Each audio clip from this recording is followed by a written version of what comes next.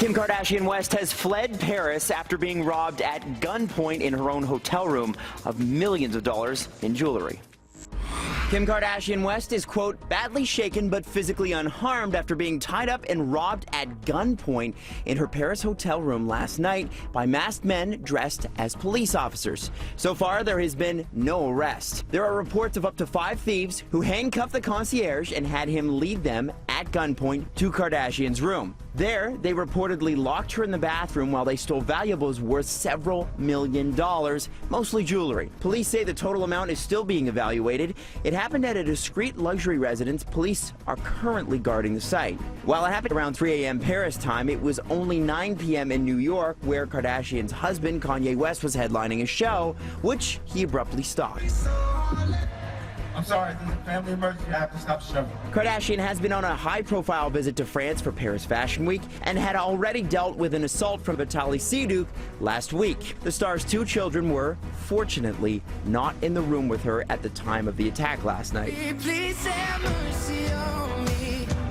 Take it easy on my heart. Have mercy. Shawn Mendes' sophomore album Illuminate has been out for just over a week, and it's already #1 on iTunes in over 60 countries, including, of course, Canada. TK caught up with the Pickering, Ontario native to talk about his incredible rise and evolving style. Are you still pinching yourself? Totally. I mean, it's crazy. It's crazy the speed of it all, you know? Are you ever afraid that you're going to give away too much of yourself when you're telling your stories? That's the one thing that makes music so different from the rest of everything else in the world, is you just give 100% of yourself, and that's what makes people feel. When you're in an arena, there's one of you on stage, 15,000 of them, and if you don't give 100% of you, you're not going to be able to fulfill all of them. This weekend, Mendes performed in front of far less than 15,000 people, putting on an intimate Win to Get In show for less than 500 fans in Toronto. Tell me what that feeling is when you look out there and you see fans just mouthing every lyric. It's a very out-of-body experience. You know, at some point I have to say it. You know, I was falsely accused.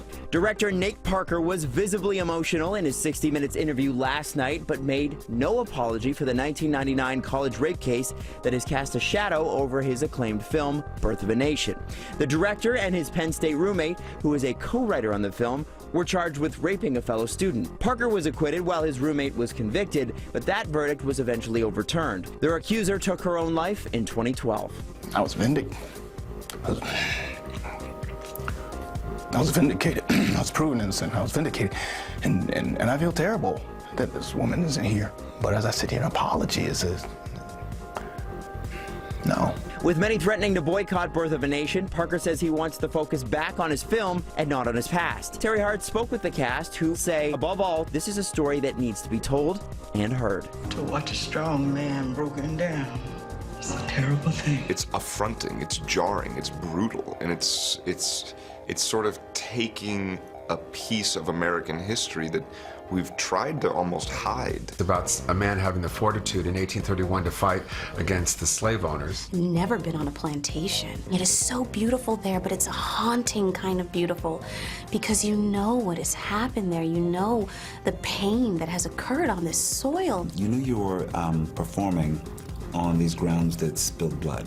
It's a story that needs to be not only known and understood, but felt viscerally. Tune in Friday to hear more from the cast of Birth of a Nation, and tomorrow, Ben Affleck tells us a little bit more about his new movie, The Accountant. Let's go Blue Jays.